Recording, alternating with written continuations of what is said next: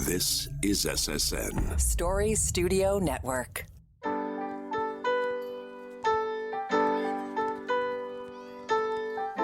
Hi, my name is Pamela Fuselli, and I'm the host of Popping the Bubble Wrap.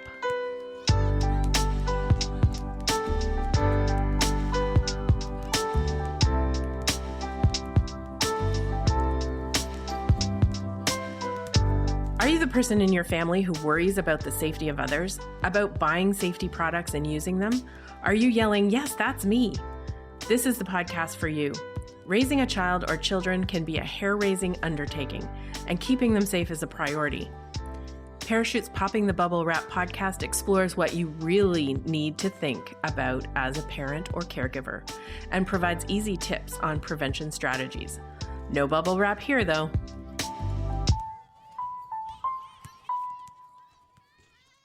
Children can seem like tireless balls of energy at times. It's a beautiful part of childhood, that almost boundless will to move, laugh, and most importantly, play. It's tremendously good for children to engage in movement and play. Equally, it's important for us as parents to allow our kids to tire themselves out. How else would we ever get those precious moments of peace and quiet after bedtime? In this episode, we're going to discuss strategies for managing risks associated with the spaces our children play in. Joining me today are Brittany, Ashley, and Erin. I'm so happy that you're part of Parachute's Popping the Bubble Wrap podcast today. Hi, Pam. Thanks for having us. Why don't we start with the fun stuff first? What kind of play activities or spaces do your kids enjoy playing the most? Ashley, maybe I'll start with you. Well, they definitely love playgrounds. I have 3 kids, 3 daughters, actually. They're 9, 7, and 4. Yeah, we like going to playgrounds. There's definitely a lot of indoor play that we often try to move outdoor, just for the space aspect. For the girls, it's a lot of gymnastics. It's using the slides. It's the monkey bars, lots of monkey bars. So they're I guess the typical kid things that they like to do. That sounds fun. Yeah, and I was thinking about outdoor play spaces, but you're right. There's in the winter, in the months that are colder, there's indoor options as well. Erin, what do your 2 girls like to do? So much like Ashley, like playgrounds are a big thing, but other places where they like to play, we live close to the beach, so they actually love almost all seasons, with the exception of like the deep of winter. Playing on the beach is a big place for them. So with the rocks or the shells or even, sometimes in the water. But inside, and I don't know if this is just my little one being a total monkey. She's just 2. She loves jumping on the couch. There is, or furniture. Like there is no piece of furniture that she does not see as a jungle gym. That's the inside struggle that we constantly have. Both like keeping the life of your furniture alive, right? But also, they weren't built for play specifically, but luckily a lot of them, like couches, are soft. Well, every time she does it, I look at my husband and say, "This is why we can't have nice things yet." Yet. It's just like, no, just because for the next 5 years, it's going to be a jungle gym. That's right. Brittany, what about your 2? You have a young girl and a boy as well, a son. Yeah, I've got a 6-year-old boy and a 9-year-old daughter. They're both much more into nature. I'm sure they would love to live near the beach, but we have plains and trees all around us. And my son is perfectly happy just walking from tree to tree and feeling the bark and smelling them and things like that. While my daughter climbs as high as she can, as fast as she can every time. So she's attracted to the heights. Yeah.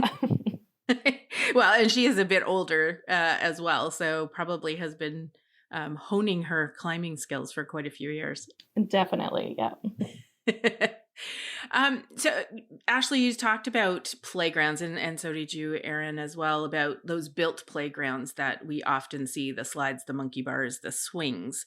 And there's different play space environments that we do have, but let's talk about those type of built playgrounds that are in a lot of communities. What concerns you most about those environments when your kids go to play on them? Is it the environments themselves, or is it also getting to and from the playgrounds? when it comes to the built playgrounds, we do go to a lot of them, and we're constantly trying to find new ones and what is out there. So when the playgrounds are like obviously newer builds, I almost have no concerns. It like looks really safe. You can feel how safe it is under your feet. And there's lots of different levels for different ages.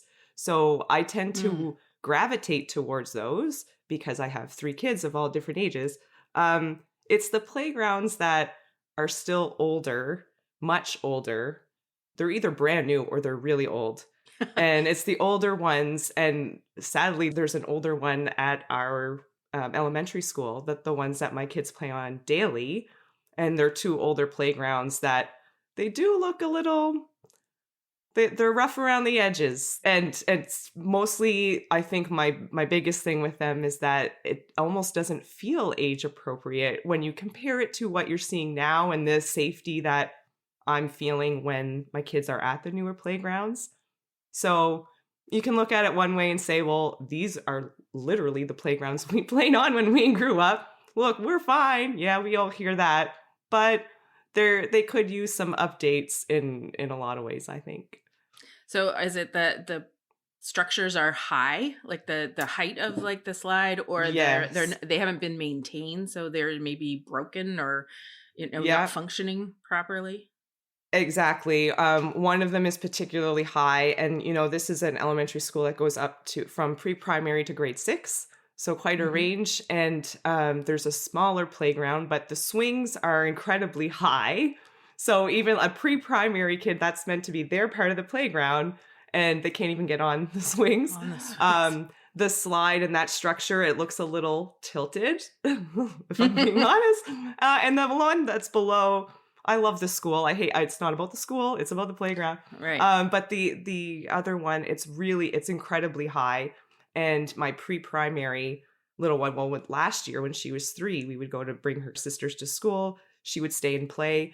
I can't even stand on the ground and reach up and touch her when she's still climbing up. Oh, wow. Yeah. So I like to err on the side of caution when they're first learning those things and be right there just in case. And then I'm going to step back and watch them. But you almost had to step back and watch from the get-go. And that is pretty terrifying when they're so little. Yeah, that's true. Erin, I see you nodding vigorously when Ashley was describing what that playground looked like. You had a similar experience? Well, Ashley lives kind of around the corner from me, so I feel like I know which playground that is, like in my mind. But we had, what, it's funny because like as a parent, it's not something you really think about until your kid needs to go out and you like your first kid and you take them to the playground and you're like, wow, there really is such a difference in standards of safety. And, some of the new ones that are, we live close to a military base. So there are a couple playgrounds that are funded by the Canadian military that are near the PMQs. And those are the best playgrounds and they're well maintained. And, they have the cushy floor. So like when the kids do fall, right, they kind of bounce and it's okay.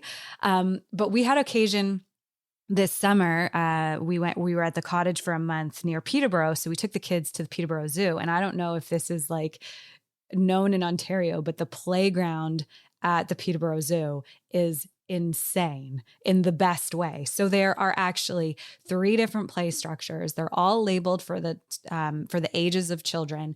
Every single one of them, and I love this. Every single one of them also has play structures for children who may or may not need a wheelchair or a walker, or and it's all wood chipped or bouncy floors. But one funny thing is that there is the giant slide, which was there when I was a kid because my cousin Ryan and I used to do it, and it was like a death trap then. So they have updated it.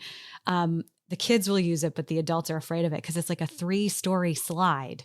Oh my gosh. It's like you got to climb 9 flights of stairs to get back up from the bottom. So you send your kid down and you're like, I don't know where they're going to end up. So that was like, we have videos of the kids, but the safety aspect for me is that my 2-year-old is fearless. And so to Ashley's point, if she gets up to a height where I can't grab her or stop her from slipping, I don't really know what to do because I don't also want to be that mom. Like everybody knows those moms who like follow their kids on the play structures. I'm like,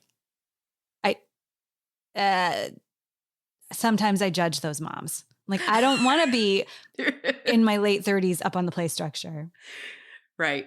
Right. Well, if people in Ontario don't know about the Peterborough zoo playground, they hopefully will now by listening to this It's awesome, podcast. and it's free, and the zoo is free, and there's the plug for the Riverside Zoo. So there you go. And yes, and even with the big slide.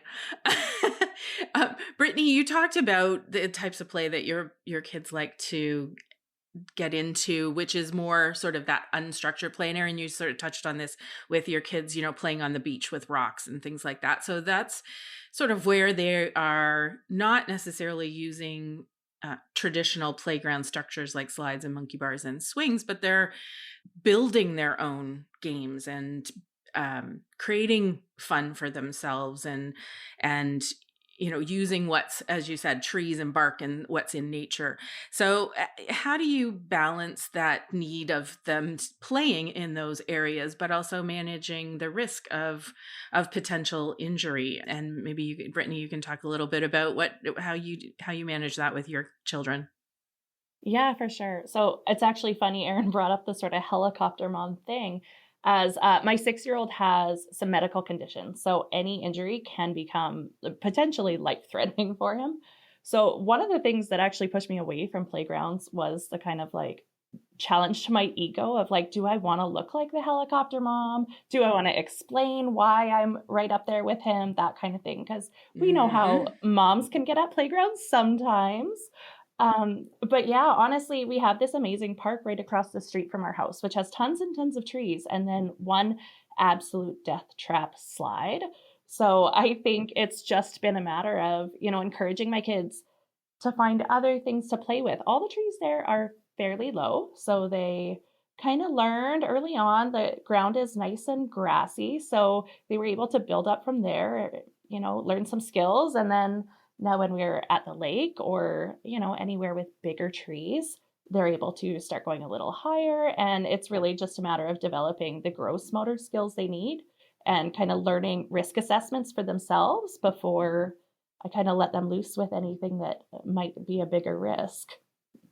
You've touched on a really important point about, assessing what the child themselves is assessing their ability for. And Erin, you touched on this as well, of like, am I able to do that? Am I going to push myself a little bit farther? And how far do you let them do that? Because they do. I mean, that's the, that popping the bubble wrap part is not, keeping them wrapped in a bubble, but letting them explore and push their boundaries. But there is sort of a limit depending on their age and, as you say, their abilities, what they've grown up with and what they've been exposed to. So, assessing your child and hearing from them. I mean, do they tell you, Brittany, like I did that, but it was a bit scary? Or, do they have that kind of assessment of when they do manage to do something that they hadn't done previously? Yeah, so my 9-year-old is an absolute scaredy cat and always has been. So sometimes it's the other way where we're pushing her a little bit and we see she wants to do something that we know she's fully capable of doing safely. It's a lot more encouragement that way. And my son is just kind of the opposite. So for him, it really is telling him, okay, I see you want to do this. Here's what could happen if you do that. And what's your plan if you fall? What's your plan if you get hurt in this way? Because we need to think about those things too. And ultimately, he's going to be making those choices for himself eventually. So kind of supporting him within the bounds of reasonable risk.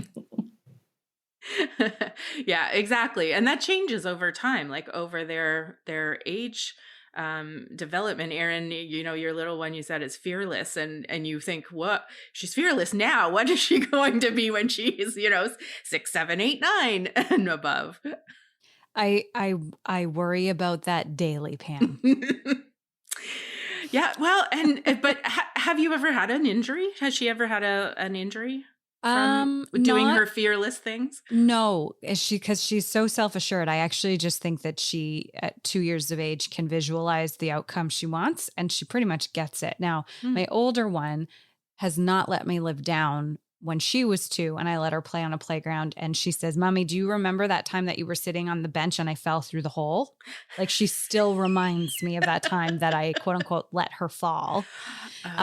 So, I mean, I don't know. I think it depends on the kid, right? Like Absolutely. she's much more timid and clearly remembers everything. And the other one is just full force go. So when I have them both at the playground, I have to just be really mindful of kind of what Brittany was saying is like the energy of both kids is slightly different and their risk tolerance is slightly different. Yeah. Yeah. Ashley, between amongst, I guess, the 3 of your kids, do you have a similar kind of experience with, varying degrees of fearlessness as it is? Absolutely. I have bookends. My fearless ones are on either end, the oldest and the youngest. And my middle child is very, very timid and wouldn't go down a slide until I think she was maybe 4 or 5, barely jumping off 2 feet, even for fun, like just that kind of timid. So it's quite a range, and it still kind of is. And to both Brittany and Erin's points, like it really depends on the kid and how I'm going to help them or just watch them do what they're doing. I think with my youngest, because she's that much younger than her sisters and because she's Miss Independent and wanting to keep up, she's been the one for us that we've really had to watch. Like she thinks she can do more than she actually can. And we've only seen that luckily in just small things like a fall off the couch or a little, and I know those aren't always small things for everybody, but luckily it was for her. And so when it did come to climbing the bigger structures, I knew I wanted to let her because I know there's an element of risky play that's really beneficial for kids, especially for their confidence. And I'm trying to raise some really confident, mentally strong girls. So I want to let that all happen. I have a little bit of anxiety of my own that I'm just constantly working through too. So I'm constantly like, is this just me and my anxiousness, or are they good? Can they do this? So time after time, they get to show me what they are capable of. And now, because they're a little bit older, I can feel a little bit more confident that they know their own limits. But it took a whole bunch of up and downs and worries and whatnot to get to that point, for sure.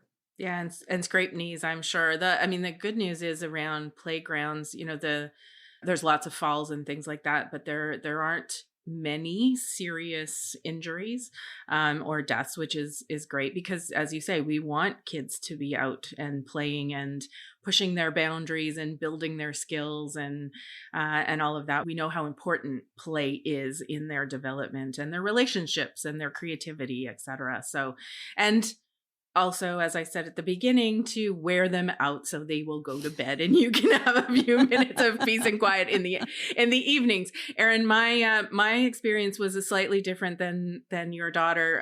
My mom was pushing me in a baby swing when I was young, but it didn't have a thing between your legs. So as she pushed me, I slipped out of the swing and like total gravel up my face. And so she was right there and I still fell out of the swing. So, I do bring it up every once in a while. So unfortunately, I think maybe that is still in your future of holding a bit of a grudge. Yeah. The time she fell through the hole, that'll be the thing. Yeah, exactly. Well, thank you, Ashley. Thanks, Brittany and Erin, for joining me today. It's been a great conversation. Really enjoyed hearing your stories and your strategies on how to make sure that your kids can get out there and play. Thanks. That's great. Thanks for having me. Encourage your kids to get outside and play. To keep them safe, review our tips at parachute.ca/outdoor play. That's parachute.ca/outdoor play. It's time to open your parachute. Dr. Suzanne Beno is a pediatric emergency medicine specialist and medical co-director for trauma at the Hospital for Sick Children. Dr. Beno's professional interests focus on the continuing advancement and improvement of pediatric trauma care and injury prevention through quality improvement in research, medical education, knowledge translation, and advocacy. Thanks so much for joining me on the podcast today. Hi, Pam. Thanks for having me. So you've been an emergency medicine physician for a number of years. What do you see at the hospital related to play injuries? Yeah, so play injuries are fairly common presentations to the emergency department. They're usually injuries that are related to falls. That's the main reason Okay. that we see kids coming in after play. And so those are usually bruises, scrapes, sometimes fractures, lots of soft tissue injuries. Often these are related to falls from climbers, monkey bars, slides, these kinds of things. We also see a number of minor head injuries, sometimes dental injuries. Sometimes children will butt into each other, knock heads and so forth, or hit structures and knock out a few teeth. Um, there are specific injuries that are related to certain types of play structures. So we have, like in the summer, for example, every evening we have about 5 or 6 kids come in with supracondylar fractures, which we all term the monkey bar injury. So we know that there's seasonality to certain types of play injuries. There are some specific trampoline related injuries as well. And then sometimes just simple lacerations and cuts from, whatever impact they've sustained. Yeah, those cuts and bruises that are kind of part of the summer, That's summer experience. For trampolines, we get a lot of questions about trampolines. What kind of injuries do you see from trampolines, and why? I mean, so many people love those, love them. They want them in their backyards, but they can be really dangerous. Yeah, trampolines are a bit of a double-edged sword. They're a great way for kids to burn off energy and certainly get some exercise. But they do create some risks for injury for sure. Most of the time, we're seeing injuries related to extremity injuries. So they fall and they hurt their arms, sometimes their legs. There's a specific fracture called a jumper's knee, which, isn't that common, but you sometimes see it with trampoline injuries. Sometimes kids, again, are knocking heads if they're, double bouncing, or if they fall out, if the trampoline, for example, doesn't have netting and they fall onto the ground, they can hit their head. But most of the time, just similar to playground injuries, bruises, scrapes, abrasions, and then soft tissue injuries. If they are breaking bones, it's usually the arms, upper extremities, wrists, and so forth. I myself sustained a playground injury when I was young. I broke the radial head off my elbow, my left elbow. Yeah. Yes, fell off a slide.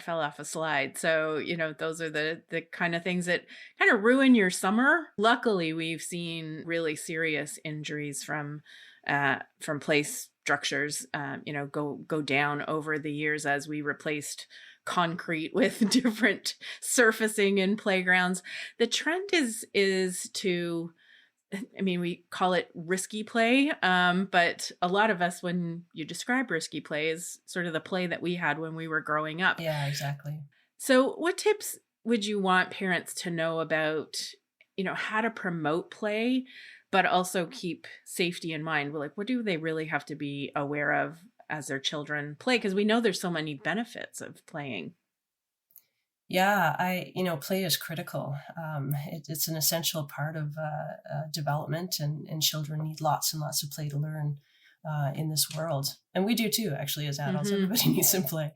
I like the concept of risky play. I like the concept of reasonable risk, and really empowering children to make their own choices, which builds their confidence, promotes their resiliency. And I think our job as parents, in addition to hopefully raising productive members of society, really is to kind of mitigate the risk, but not insulate them from it through life, because they need to be challenged, and they need to be exposed to risk in order to learn how to manage that, in their futures.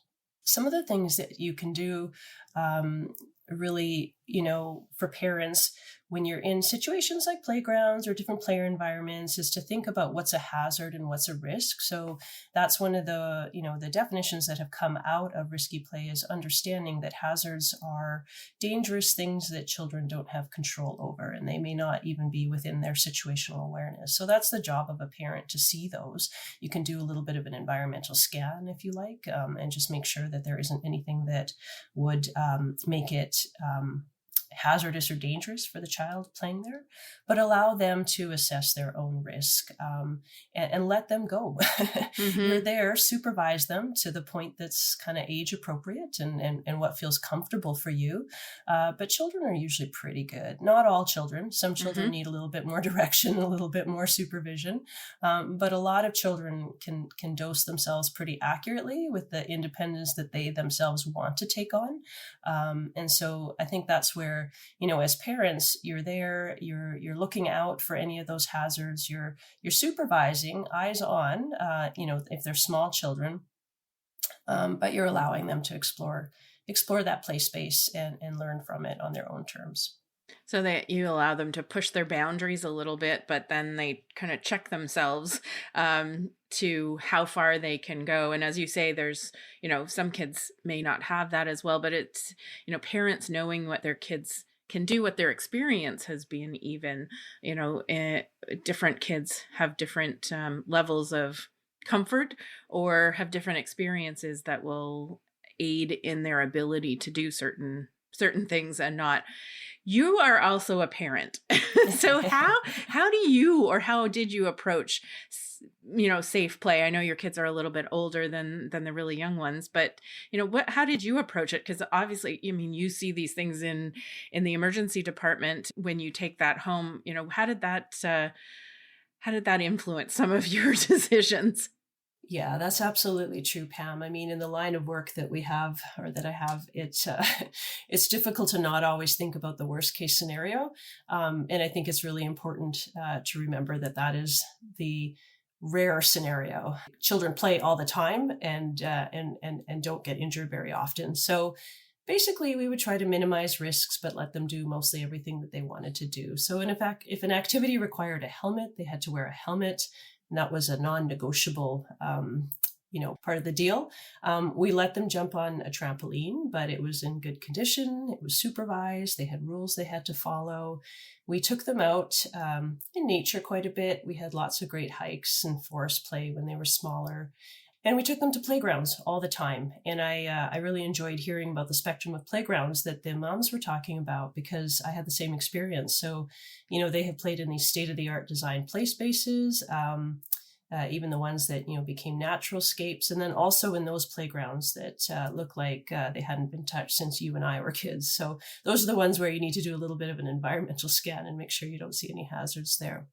Well, especially if they're that old, they, you want to make sure they're in good working condition. I definitely remembered getting a few scorched legs going down those metal slides. Yeah, absolutely. Well, I think the message that you are sending about, play is vastly safe. There's very rarely when you get something really serious happening on a playground, and the value of play outweighs the risk of really serious injury on our playgrounds and in play spaces. And, as you say, in nature, on hikes, whatever it is that kids are doing, that is so valuable, to their development.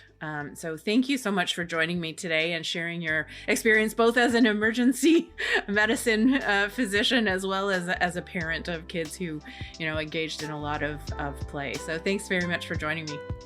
Oh, it's my pleasure. Thank you, Pam.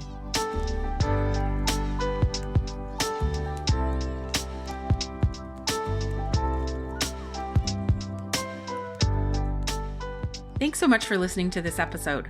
Popping the Bubble Wrap is a podcast of Parachute, Canada's national injury prevention charity, whose mission is for Canadians to live long lives to the fullest by preventing serious and fatal injuries. We release episodes every 2 weeks. For our next episode, we'll be taking a different approach. I'll be speaking with Erin Jalbert-Jones about child passenger safety. Erin is a child passenger safety technician, but also became an advocate after losing 2 of her children, Haley and Trent, in a crash. Help us reach parents and caregivers by sharing this link with your friends and family and giving us a 5-star review wherever you listen to your podcasts. Popping the Bubble Wrap is produced for Parachute by Story Studio Network and Eye Contact Productions.